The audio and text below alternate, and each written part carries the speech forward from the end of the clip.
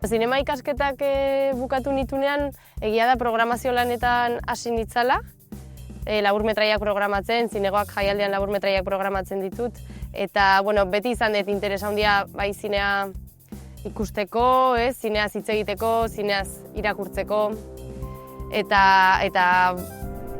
egia da beti eduki izan detela grin hori zinea egiteko, ikasketak bukatu nitunean, lehenengo pelikula, Aritz Morenoren lehenengo pelikula egin nun, Señor y Señorak ekoiztuzuna, Ventajas de viajar en tren, deitzen da. Eta, bertan zuzendaritza departamentuan egin nituen, meritorio lanak edo. Nik aukeratu nuen zuzendaritza departamentua, ze beti eukiet interesa handia aktoren lanean, zuzendaritza lanean eta bar, eta nik uste nahiko argi nekala zuzendaritza departamentuan lan egin nahi nula, noizbait salto hori emateko. Salto naturala izan da nik aukeratu nulako eta oso argi nekalako, baina egia da, ez naizela ausartu zuzenean zuzentzera, urte batzuk egon naizela pixkat departamentu horretan besteek nola egiten duten ikusten, zuzendarien ondoan lan egiten eta beraiek erreferentetzat hartu ditut, gero ausartu naizenean nire pausa emateko. Bai programazio lanetan ibiltzea eta baita zuzendaritza departamentuan ibiltzea, zuzendari potenteen ondoan lan egiteak asko aberastu dula, ez dakit, nire begirada edo nire lan egiteko modua edo nola egin nahi ditudan gauzak, Alaudarekin lan egin dut, Esti Urresolarekin, Paul Urkijorekin, Itziar Boiainekin, eta azkenan zuzendaritza departamentuan eta haiengandik hain gertu egoteak oso eskertuta nago, aukera horiek eduki izanagatik. Kortoak programatzeak ere nik uste begia ezten doa, nik uste zinea egin nahi badezu, zinea ikusi egin behar dezula, zineaz irakurri behar dezula, zineaz hitz egin behar dezula, eta horrela pixka bat sortzen edo eraikitzen zoazela zure begirada. Asko dakat ikasteko, asko dakat egiteko, eta asko dakat lan egiteko, baina gutxinaka orain pausa ematera ausartu naiz, Silbinarekin batera egin dugun laburmetrai honetan, eta gogo handia dauzkat ondorengo edo datozen proiektuetan lan egiteko. 2020 urtean pelikula bat egin genuen elkarrekin, horrez ezagutu ginen Silbina eta biak geunden zuzendaritza departamentuan, eta egia da hasieratikan oso ikuspegi antzekoa genekala, biek nahi genula zina egin, Silbina Argentinan jaio zen, duela 19 urte etorri zan honea, eta ez du hainbesteko erraztasuna eduki zine munduan sartzeko, agian egia da euskal zinema,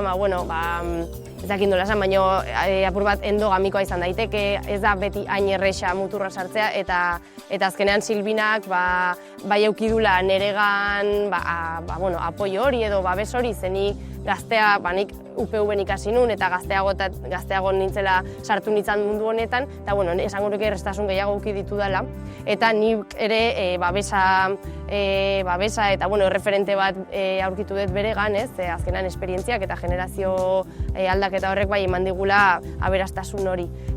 Pelikula bat egin genuen elkarrekin eta pandemia garaian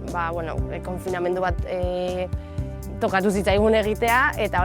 asko hitz egite genuen, pelikula asko ikuste genitun, pelikuletaz asko debatitze genuen eta bar, eta egun baten nik pelikula dokumental bat ikusi nun intersexualidadeari buruz, pelikula frantses bada, eta horretan inspiratuta eta horrekin pixka bat obsesio puntu txiki batekin galdetu genion gure buruari ea posible zen mundu ez bitar batean bizitzea, Eta horregatik nahi izan genuen gure personajea edo gure pertsonai nagusia mundu bitarra dan gizarte batean kokatzea eta gorputz eta identitate ez bitar bat ematea ikusteko ea benetan lekua daukaten horrelako identitate, esperientzia eta gorputzek. Eta hori izan da gure intentzioa eta horregatik egin dugu Ultramarino. Nik uste oso zaila dela autorea eta obra guztiz desberdintzea, nik pertsonalki gizarte bitar batean kokatuta eta genero markadorek agintzen dituzten hainbat eta hainbat lege edo arau ez ditut inoiz bete, txikitatik izan dut disforia